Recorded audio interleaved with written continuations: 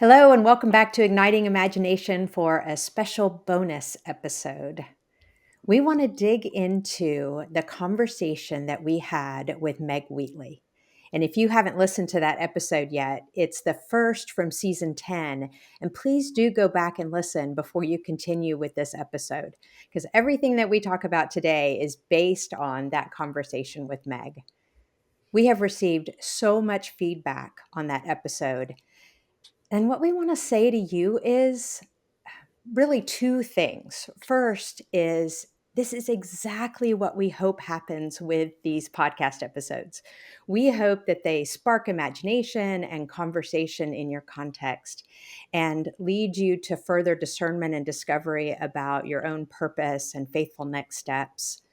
And the second thing we want to say is please keep telling us your responses and your feedback to these episodes. We love hearing from you. What thoughts, questions, ideas are stirring in you after you listen. So thank you for the feedback that you have given us and keep it coming. Our episode today features much of the feedback that we've received so far about the Meg Wheatley episode. And joining me today is our executive producer of the podcast and my colleague, Reverend Dr. Blair Thompson, who leads our learning and innovation work at Texas Methodist Foundation and Wesleyan Impact Partners. And as many of you know, if you have come across Blair, she is brilliant and thoughtful, and I am delighted to get to share ministry with her. So thank you for being here with us today, Blair.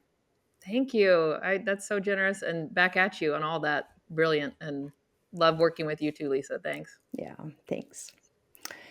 So we have invited two of our friends who happen to be also two of our most popular episode guests from previous episodes in our podcast, Gil Rendle and Danielle Shroyer. Welcome. Thanks for having me. Thank you. Looking forward to it. So instead of reading your bios today, which folks can see in our show notes, I want to start by sharing why we invited each of you to help us analyze the episode with Meg Wheatley. So I'll start with you, Gil. Gil, your newest book is Countercultural. And that's the title, actually. It's not just countercultural, but that is, right? So you've outlined an argument that really is a great conversation partner with Wheatley's work. And in your teachings this fall that we've gotten to be a part of, you talk about the world that we're in right now being a condition in which we find ourselves, not a problem that we can solve, which sounds familiar to Wheatley's take that at this point we can't solve these global problems, right? So tell us a little bit about your book and if you see a connection between your work and Wheatley's work. My book and Margaret's work, or another way of thinking about that, is the streams of thought that are coming from each are really a part of the same argument that we need to begin to face into. It was curious after listening to the podcast with Margaret Wheatley. I went back and I kind of traced, where was my connection with her. And I had started following some of her work back in the 1990s, early 1990s. It was around the late 70s that I started thinking about and reading into a lot of the work that had to do with blending the new sciences, particularly quantum physics, and the Eastern religions, particularly Buddhism. And the fact that they were essentially looking at the world in a different way, a way in which the world was interconnected and interdependent. It was a world of polarities, not of contests. It was a world in which people could participate and collaborate, not try to control. And Margaret picked that up in a way in which it began to apply to organizations. And organizations could have that kind of a life. And Marvin Weisberg, who was another guy who came along. So what I'm trying to say is that both Margaret's work and my work are stepping into a stream that had been long established. And connections were made, decades ago that are now providing a path that probably has more of a future to it than our old problem-solving methodologies. So, in a real sense, I think that her identifying the necessity, the need to face into a reality without sugarcoating it, without saying God's going to take care of this, without wanting to depend upon other authorities like the state or the economy. I think that is terribly important, because it's only after you do that you're able to claim some agency yourself. Yeah. And with that agency, say, okay, now what is the part that belongs to me? And so the argument that I have in the book is simply a kind of application of a lot of that to the congregation. The congregation is rightly placed. It has the right values. It holds a truth about how we are all part of the same family. We are interconnected. We are interdependent. We are not people who have ever been invited to control anything. And so how do you live out of that then? And so I think that this is just not just Margaret and me, but all of us in our work, kind of standing in this stream, trying to make sense out of something that we know is going to happen. And I don't think it's happened yet. That's one of the other things that really is important to me. We know it's going to happen, and yet we're going to still have to claim our place in it. And the remarkable thing that Margaret does is to invite us to do that as fully human, be the best we can in the whole thing. So I do see that, we're kind of working out of some of the same truths. So good. And Danielle, I was so fortunate to run into you several weeks ago, and I learned that you have, in fact, completed Margaret Wheatley's training that she offers through the Berkana Institute for Warrior for the Human Spirit training. And you said it's sort of like, what was our cultural reference? It's like Fight Club. Don't talk about Fight Club. Like, don't talk about. But I'm hoping you will talk about it. Tell us about the experience you had with the program Warrior for the Human Spirit training, and like what drew you to it, and what have you been reflecting on since then? Yeah. So I don't know if I mentioned this when I was with you all before talking about the Soul Ninja stuff, but so this all sort of started when I was walking my dogs around the neighborhood, and I had this phrase Soul Ninja pop in my head. And I'm like, God, what am I supposed to do with that? What does Soul Ninja even mean? And one of the things that was sent to me by God or the universe or whatever is that I happened to be for a long time on Meg Wheatley's newsletter list, her email list. And I had followed her work for a long time. A lot of what I did at Journey, my church in the emerging church movement, was based on Meg's work, just believing that community is the answer and conversation. And that's why we did conversations, not sermons. It's not the only reason, but I certainly felt supported by Meg's work. And so anyway, as I had been praying fervently, like, what am I supposed to do with this phrase? This email comes to my inbox and said, Warriors for the Human Spirit. And I thought, well, that sounds like Soul Ninja.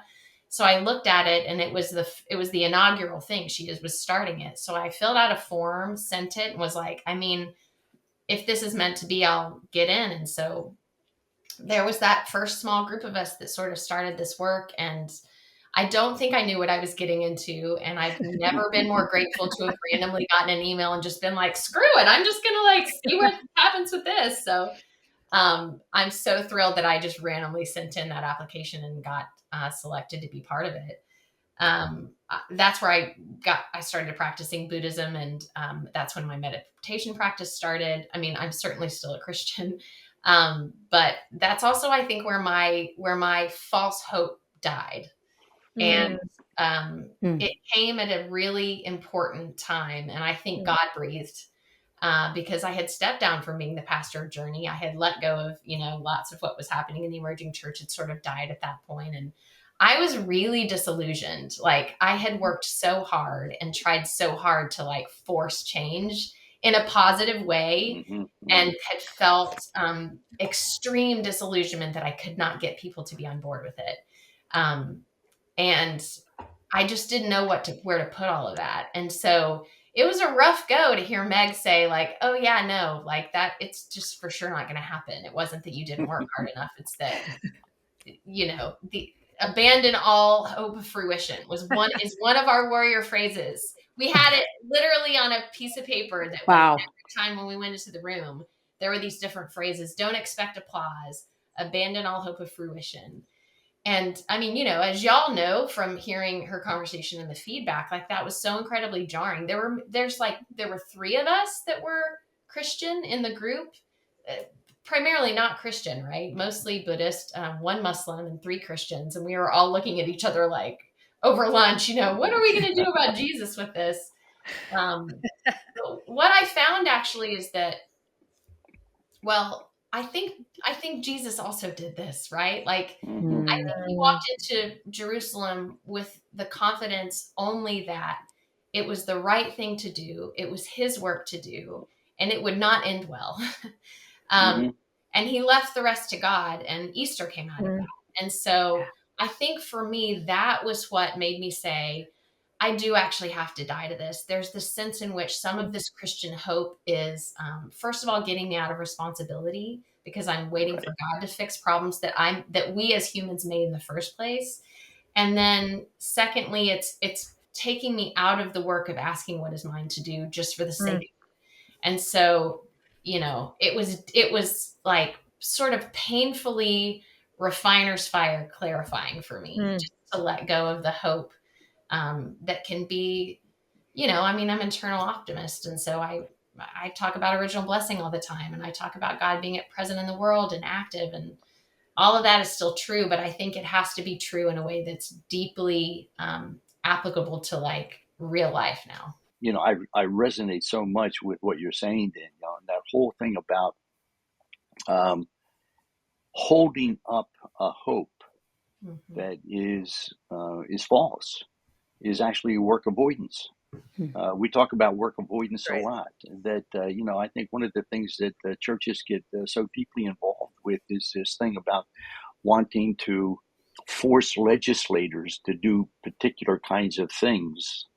And what they're, in my mind, what they're doing is that they're trying to push their work onto somebody else and tell that person they have to do their work rather than come back and say, well, what is our part of this work?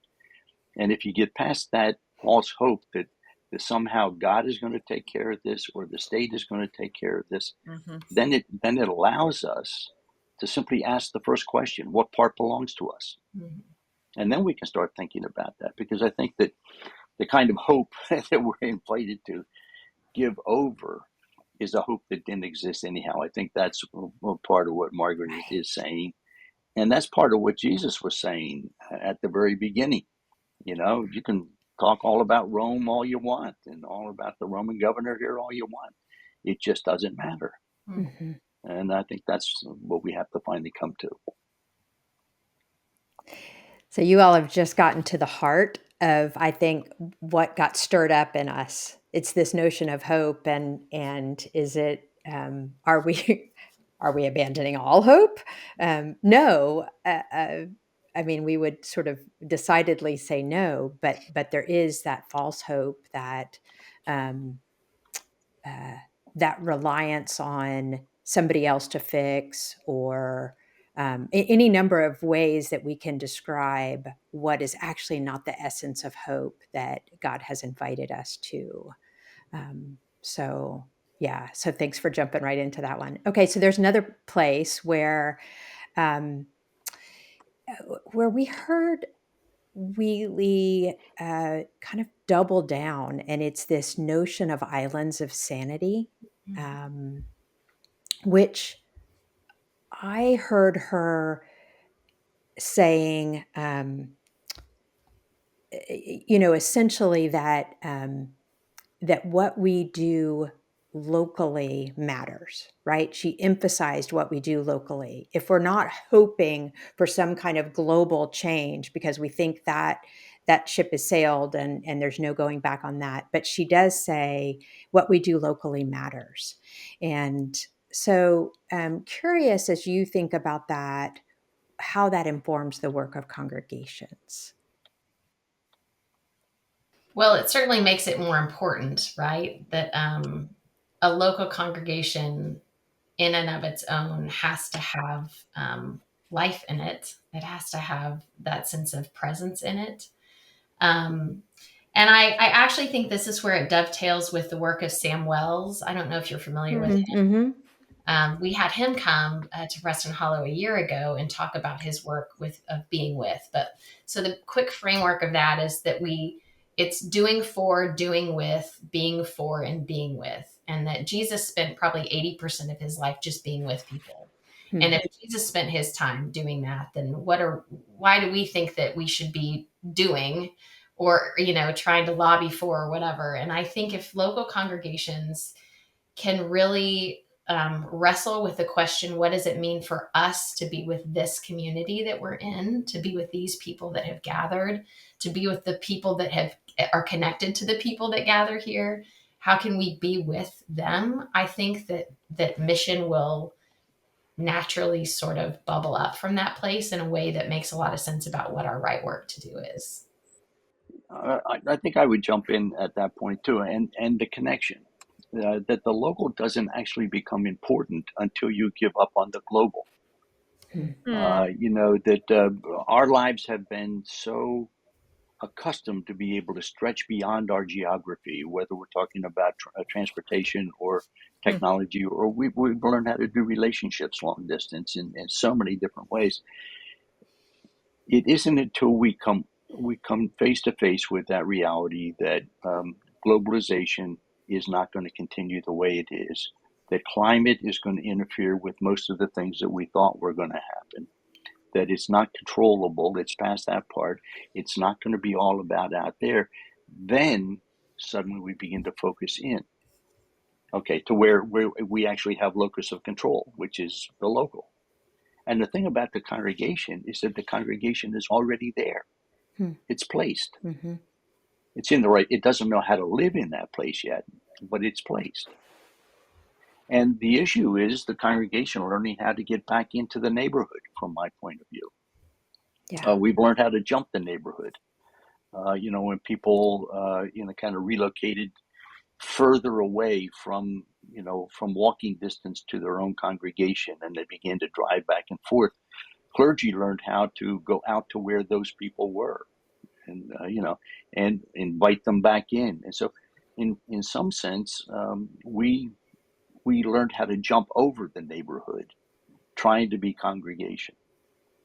Well, all of this is about us coming home and being where we are, and learning to stop inviting people to our buildings as if that's what it means to be a neighbor, and learn how to simply be with people and participate and learn what their issues are and stop trying to solve them. It's a new role for the congregation, and that's the part that I've not sorted out yet. I don't know that we have a language for that role yet. Mm-hmm. But it does have something to do with that being with that you've talked about, Danielle, right? Absolutely. Yeah. Absolutely. That's what triggers it. Yeah, it's a different question, right? I mean, again, Danielle, you said, how can we be with them? Like the congregation asking that question. But for so long, we've been asking, like, how can we get them to be with us? Right. So even just a shift in how we're, what the conversations we're having and with whom. And these islands of sanity, I mean, they can really only happen if we're willing to offer space of vulnerability and authenticity and honesty. And I think the church has some work to do there too. And curiosity.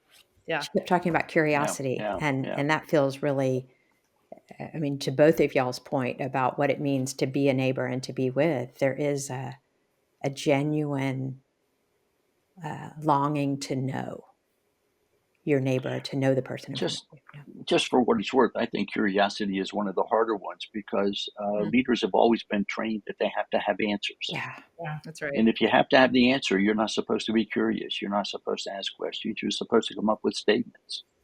The church has always thought that it had to have the answer. It was the gate of salvation. How do you help Christians become curious, even about each other? And so this thing of curiosity, I don't think it's an easy task. Yeah. Well, and I think, again, as you were saying, Blair, I think that requires a shift on how as a church we think about what we're doing. And instead of being the answer givers, which I think was a terrible role that we were never meant to have anyway. Right. Like, how curious was Jesus? I mean, he never gave straight answers. So I don't know why we decided that was the thing we were supposed to be doing. He was like, here's a story that you won't be able to understand, like probably ever in its entirety. Right. But, we were like, oh, come and we'll tell you how to live your life. And I think if we make that switch to meaning makers, we're the place where we can help you make meaning of what's happening in your life. Yeah. Good, bad, ugly, whatever. You can figure out what the meaning is in that and figure out how that connects to you living a totally human life, and I think that's going to require us to think about offering what we have without any gift in return. And I think, Gil, as you said, it does require us to totally let go of the global. And I think we should talk more about this, but we think a lot about how much we lose when we do that.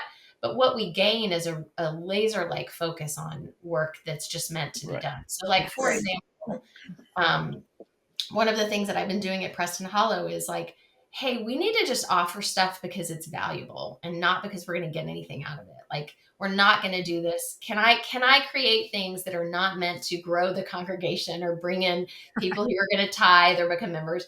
Not that wouldn't be great if it happened, but like, that's just really completely secondary to the point of this is good work to do. So come and hear somebody to be inspired, or we're doing a New Year's intention retreat. Like, come and think about what you want from your life and be intentional about what this new year could be like for you. And you can come in if you're an atheist, you can come in if you're a member of this church. Like, I think the church just has to really be open-handed with no bait and switch about it, to sort of cultivate that sense of authenticity and trust that people have really lost in the institution, before that local church can kind of become that place of meaning and belonging. That's beautiful and challenging, as we have been so conditioned to think about our, it's the fruition piece of that phrase that was on the wall, right? Abandon all hope of fruition. Like, put it up and just sit with it for a while. It's a doozy, right? Yeah. So I want to pull on an email that we received, because I think it fits in here, and just get your responses. So one of the emails that we received in response to the Wheatley episode was from a friend and colleague, Reverend Dr. Paul Escamilla. And so we actually invited him to turn his email into a blog post for us. So listeners, you can find Paul's blog on our website, and the link is in the show notes. But part of his reflection centered around this idea of becoming versus gaining, right? So here's a quote from his. He said, "Wheatley reminds us that true moral character, specifically being generous, kind, creative, and community focused, has to do with who we fundamentally are and are becoming, rather than what the gains from our behaviors will be."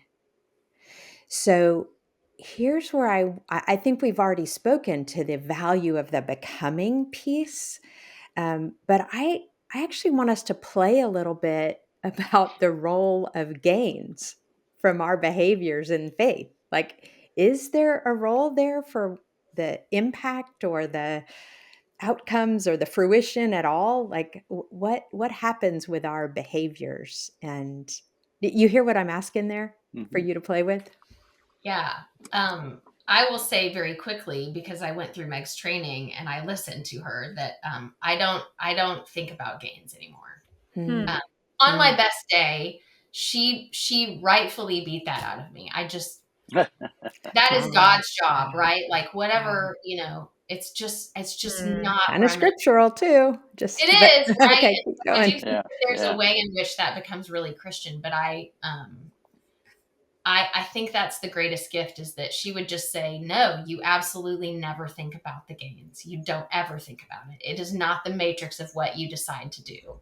And even in spiritual direction, when I'm meeting with people, on the soul level, the soul never talks about things in terms of gains either. Like, when the soul says, this is your work to do, it's just from the rightness of the work. It's from who you are and how God made you and where you've been placed in the world. And that's your job, right? And whether somebody ever reads the book or follows your podcast or what, like that is just for sure not your pay grade to decide. Your job is to say yes to what your soul says is your job. And it is about abandoning all of that. I don't know if that's doable. That's my quick answer is that thanks to Meg, I try not to think about the gains ever. Wow. That's really messing with me. Yes. I mean, I'm an Enneagram 3, and my whole self-worth is based on my gains that I can, Right. name and live Right. and Right. receive encouragement about. And so, but no, I mean, in so many ways, the church is built around measuring the gains. Mm-hmm. So what do we do with that? Our whole metrics is about fruition. When you look at least in our tradition, how we measure clergy effectiveness, it's all about the fruit. And fruit is often in, attendance and other kind of number metrics. And, so how do you even begin to help to see the becoming as a gain? Like it. Yeah. Well, okay. So, and this, there are so many ways to go with this, but let's start with that issue about where the church is on this. Yeah. And the one thing I try to do in the book is use Hugh Heckler's work to make the distinction between what is the organization and what is the institution. And that conversation about gains and metrics and measures and everything like that is the organizational side, which is actually more connected to our economic model than to our purpose. That's right. And so we're not even sure where that model is going to go at this point. And so this necessity around gains is something that you cannot dismiss, because if the organization is even going to exist, it has to attend to its own sustenance. So you just can't toss it out. But when you begin to talk about gains, I think it matters whether or not you assume the gain is going to come because of your control, Right. or whether the gain is going to come as a response to who you are being. Right. And so as soon as we put gain and control together, I think we've lost the game. Okay? So I think, and this is that whole notion of being countercultural again, that if the Christian message is anything, it is countercultural. The way the elites are continuing to exercise their control is by offering fear as a way of life to people and scarcity as a way of life to people. Mm-hmm. And the more you buy into that, the more that you're caught up in having to win. Because if you don't, you're going to lose. Mm-hmm. All right. Okay. So if you take all of that out and to say that, one of the things about the Christian message, one of the things, and this is all about meaning making, this is testing your assumption about how you believe the world works. And if the world is not functioning by fear, then it has to function by community. It has to have this other sense that there is enough, and that we all have a place. And once you change the worldview, which is exactly what the Christian faith asks us to do. Yeah, Danielle, you said that Jesus was always. How did you say that? That he was always, telling stories or somehow. Oh yeah, never saying anything directly, like never giving a straight answer. Okay, there you go. So, Yeah. and what that really makes me wonder is, did he smile when he did that? Like grandfathers smile when they give their grandkids, the off answer because they know it's true, but the kids aren't going to get it. Did Jesus laugh because he could see? I think that's where we are. You have to accept a worldview that does not make sense in the current terms. Yeah. In order to live and be locally, and to actually have some future here. Yeah.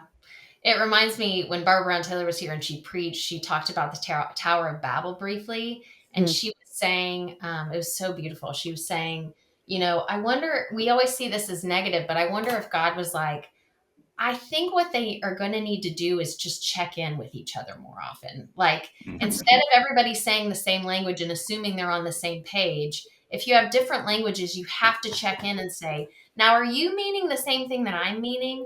And that it was actually about God caring about the conversation and the relationship more than the efficiency, right? Right. He maybe Right. didn't put it in those terms, but that's how I heard. And I thought, oh, well, this is, this is being with, this is Meg. This is all of what we're saying is like conversation and community is the answer. It's not getting it the fastest or making the most money or making the most gains. It's about, even if it's slower, you let your kid help you make the cookies in the kitchen. And even if they don't turn out okay, like that is the better way. So this is the becoming.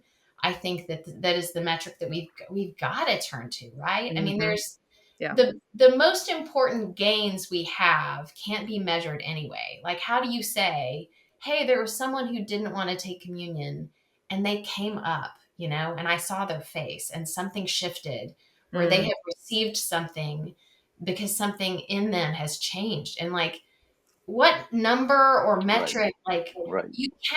we know this already in ministry, that the metrics never really pull the real stuff anyway of like, you were sitting at the hospital bedside by somebody and something shifted where peace came in, or, they broke open and said, wow, actually, I was going to try to say everything was fine, but it's actually not fine. And that was where God was, right? Like all the things that where God actually shows up and makes something move in us that helps us become who we are.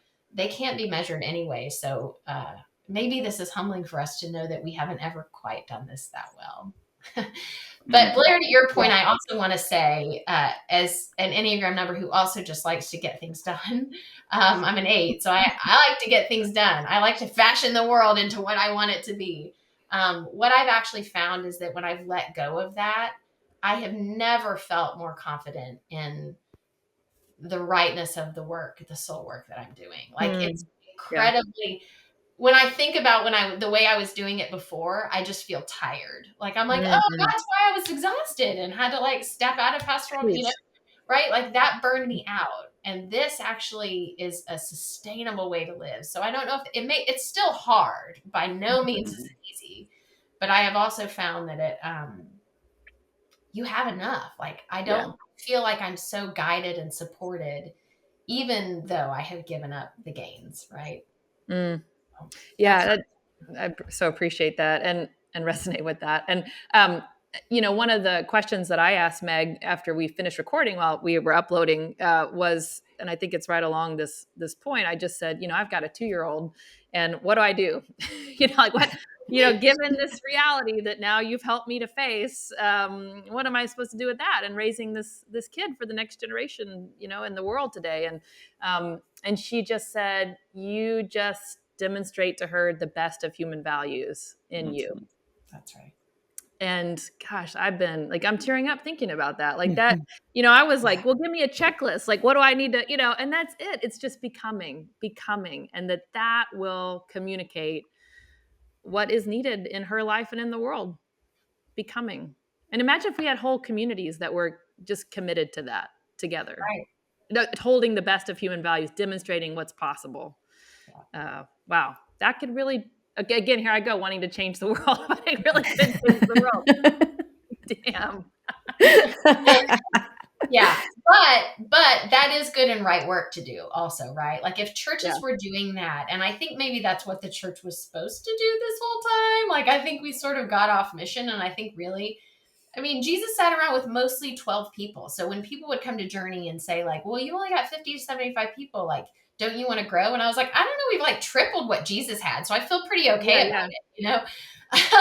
I think we need to remember that Jesus was not about scale on its own, right? The scalability happened because truth. What did my friend tell me yesterday? Like truth is scalable in a way that lies will never be.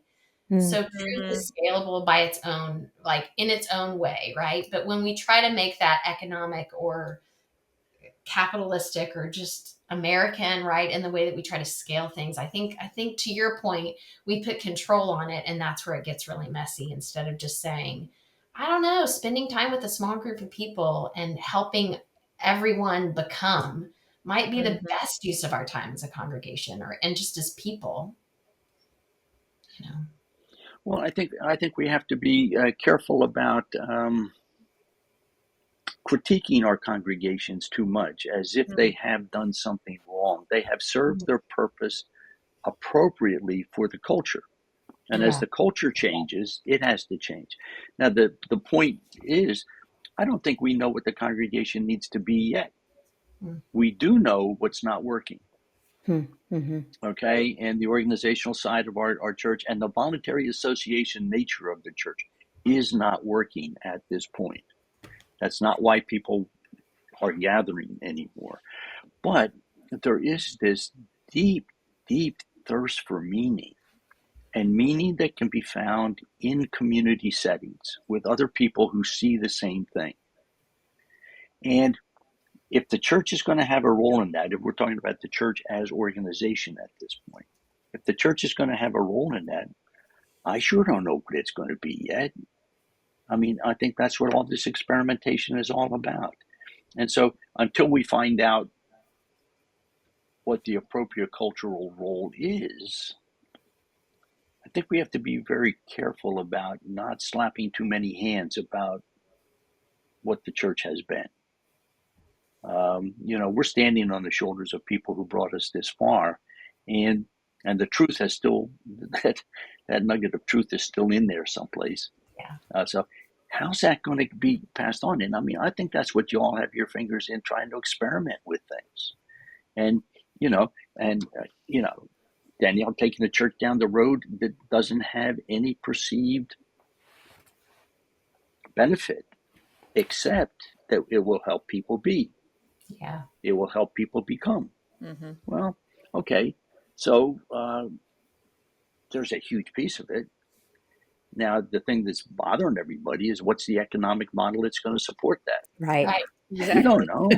Yeah. We This don't church know. can do it because they have resources, right? Right. And Yeah. it's just being faithful to the resources, but there's just a whole bunch of churches that don't have the same level of resources. And that's a really fair thing to point out. That's just it's a different quandary for sure. Well, and then the other part is that those other churches that don't have the resources, they're still doing the right work. Mm-hmm. There's a little church not too far from where I am right now that just got a woman to step back inside the sanctuary for the first time in 40 years Mm. because of the pain and grief she carried. Wow. That's pretty good work. That's Good. pretty good work. Yes. And also is a church that probably isn't going to have any kind of an economic future. So is that bad? I mean, let's parse out some of these things and see, where the real value is. Mm. So one of the things I'm hearing you say is, in various ways, is when we do the work of becoming, and maybe let go of the gains piece or the fruition piece or whatever, and lean into the becoming, that doesn't mean we're not doing hard work, right? Right. I mean, there is work to do. There's worthy work. There's meaningful work here that is what we're called to do. So I'm gonna I'm gonna pivot slightly, but really I can't pass up this opportunity to ask the two of you to help us with something that we're wrestling with in reaction to relationship with this conversation, this episode with Wheatley, because we've been using the two loop theory that Margaret Wheatley and Deborah Fries have built and we and put out into the world for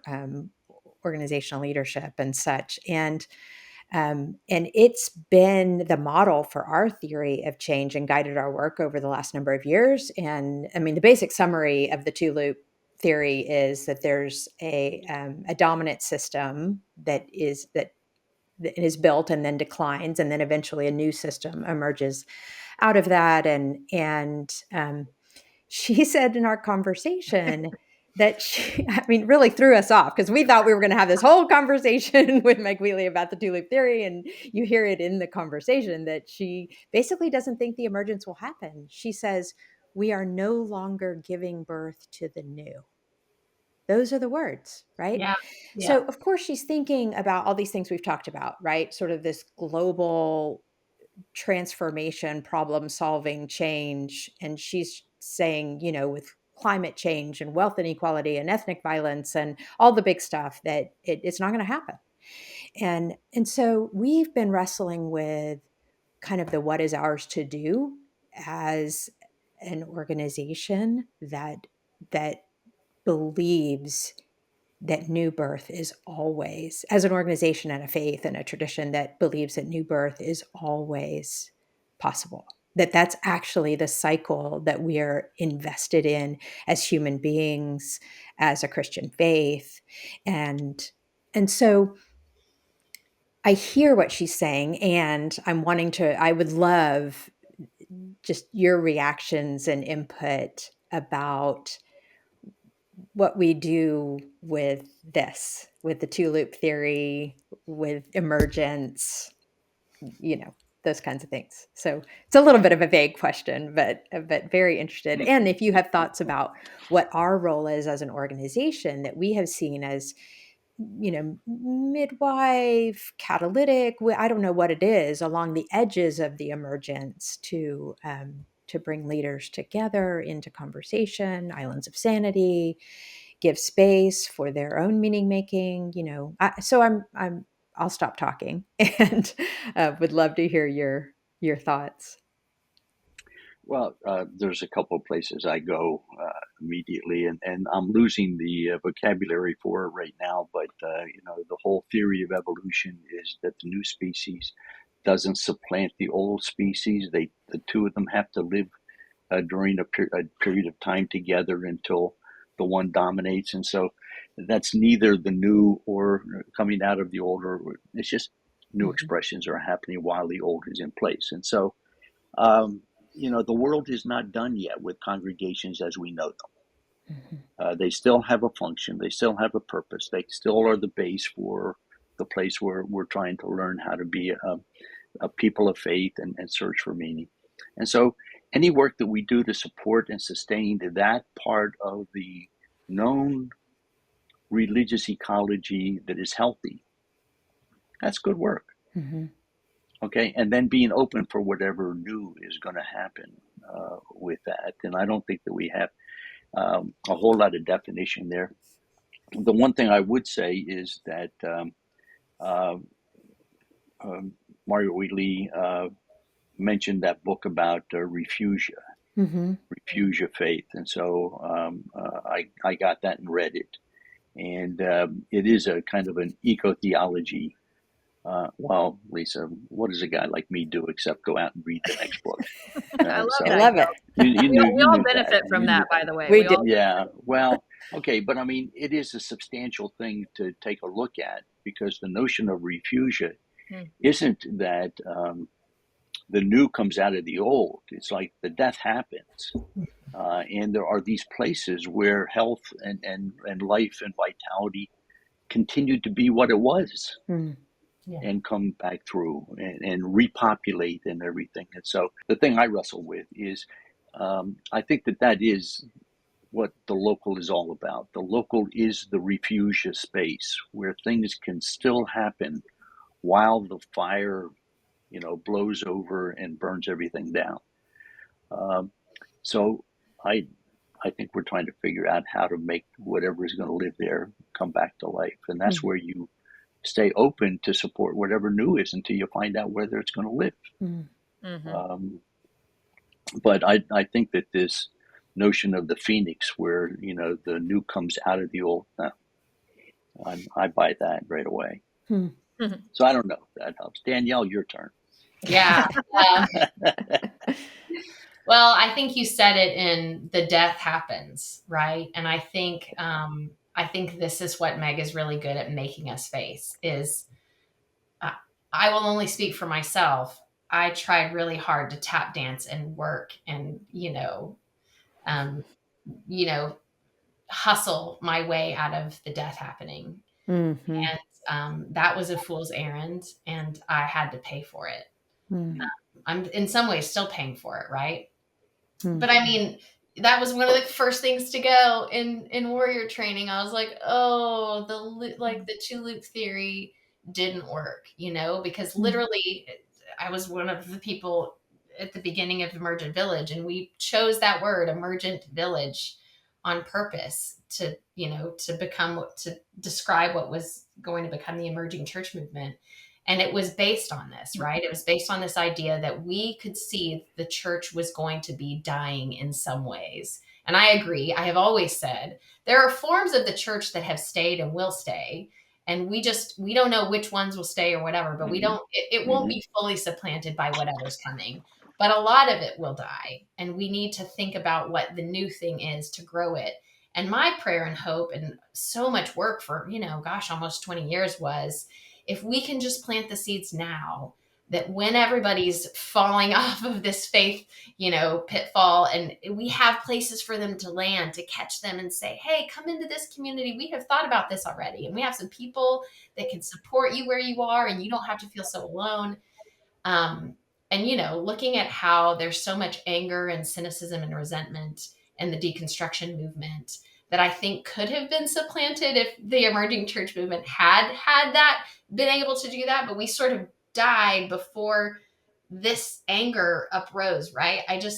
To watch all of that play out has been so incredibly heartbreaking. And it's just, I had to say it didn't work, right? We were trying to get out of the death and it didn't work. And I think the only thing that has helped me to be okay with that, because there's so much anger for me that comes about, like, I couldn't have worked any harder, right? I couldn't have put one more hour into work or write one more book to make that more of a thing. I couldn't have forced it with any more of my will than I did. And it still didn't work. And I think when I acknowledged that it was asking the institution to do things that it was not capable of, which Meg talked about in this podcast, right? You can't ask anxious people to be calm. You have to calm them first, right? Yeah. So first, I think it was too much to ask the institution 20 years ago to think that it could die. It just wasn't ready to think about that. It didn't want to think about that. It was in denial, right?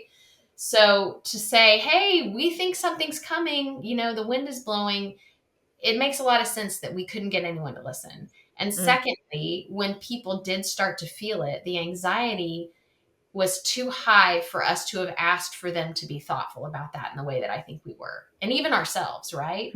And so that helped me get rid of some of the frustration of not pushing that needle institutionally or more organizationally than I felt like we did.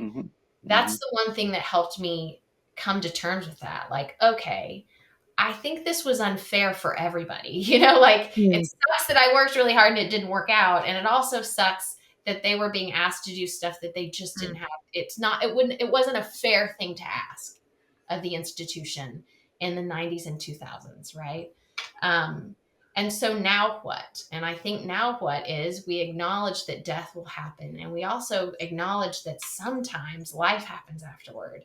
And regardless, at the end of the day, I'm going to die and just hope that God says, well done, good and faithful servant. Like you just did the stuff right in front of you. And I don't think that's about outcomes. I think that's about faithfulness. So I think that's when the shift for me goes from hope back to faith, that I have the faith that I'm just going to do the stuff God says is going to be life-giving. Even if I don't see it, I still think it's worthwhile. Even if it's a little bit of life instead of enough life for me to feel like it's worth it, I'm just going to keep doing it,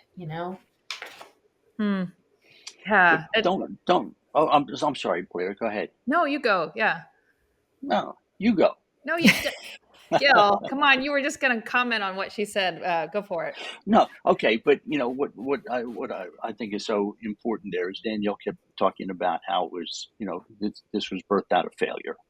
There are a number of times that you reference it either as a personal failure or as an organizational failure. That whole notion that Bill Kaufman had this wonderful thing. He said, faith is first you jump and then you grow wings.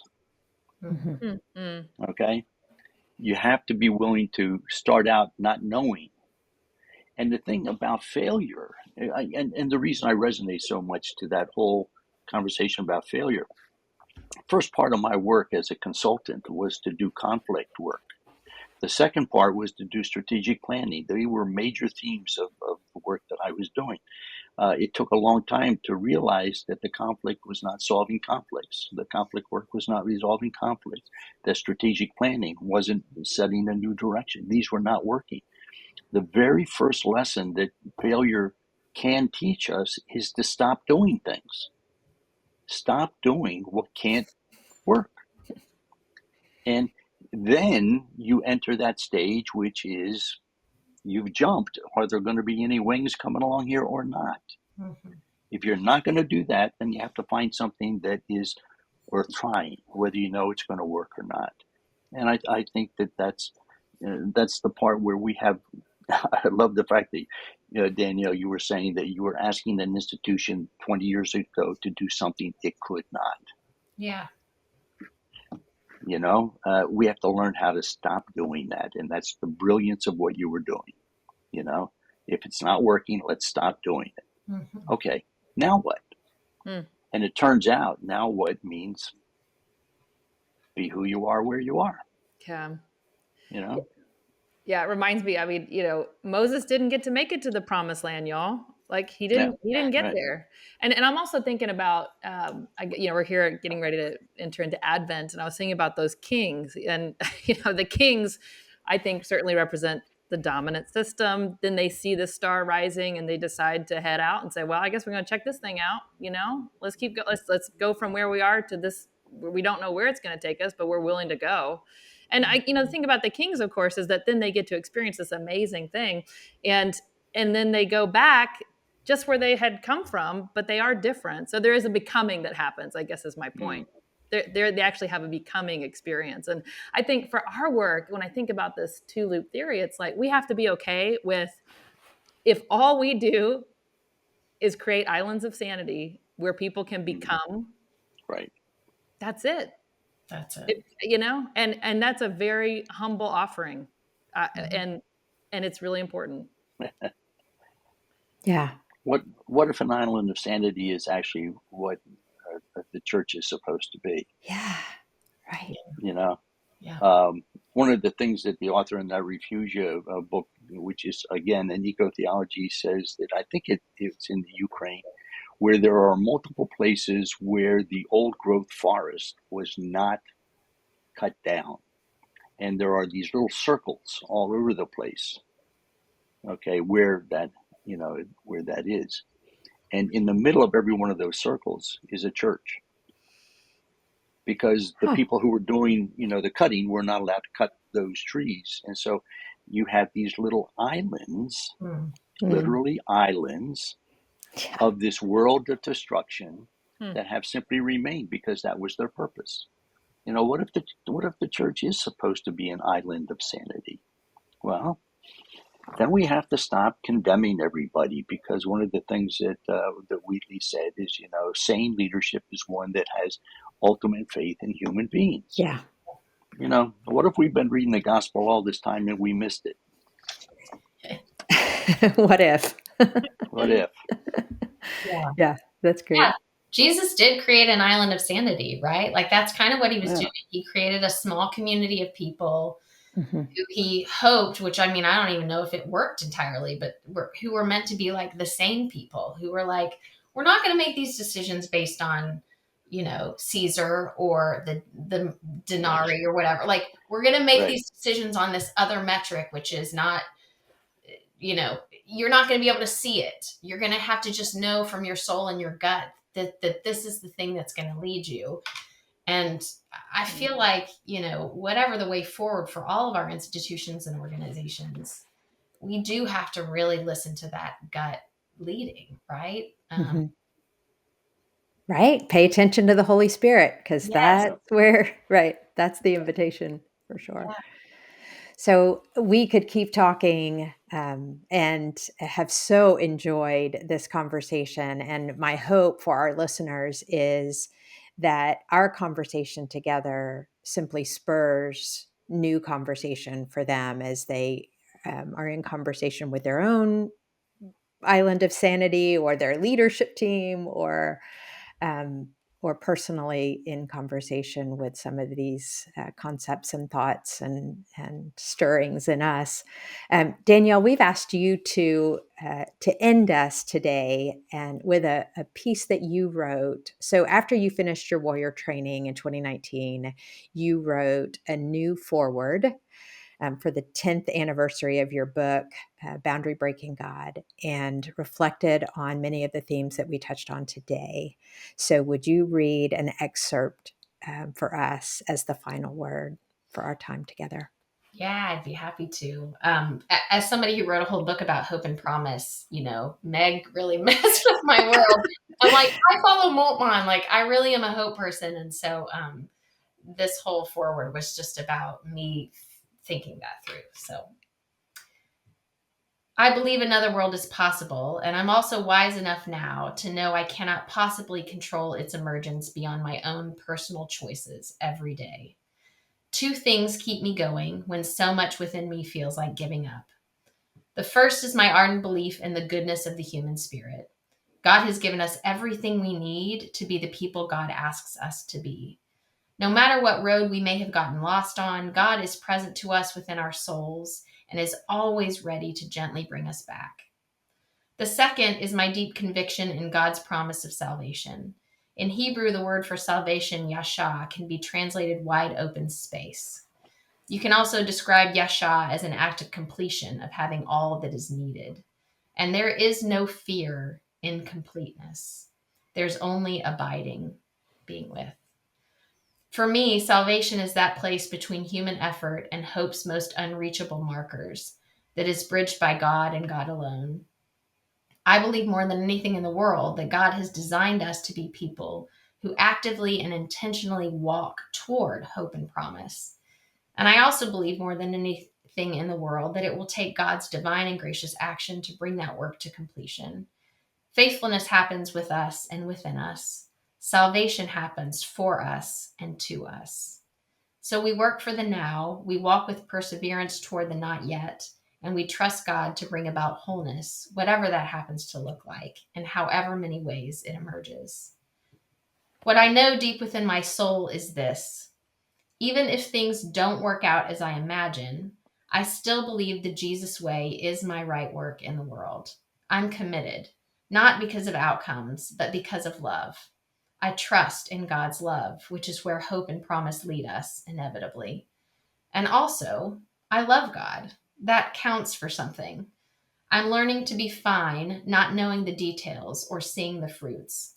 My hope is not in a situation, but in someone. And that hope feels as solid as it's ever been. Thanks be to God. And thanks be to you, Danielle, and to you, Gil and Blair. Thank you for this time together and for the gift of who you are and your faithful love of God and each other. Thank you. Thanks.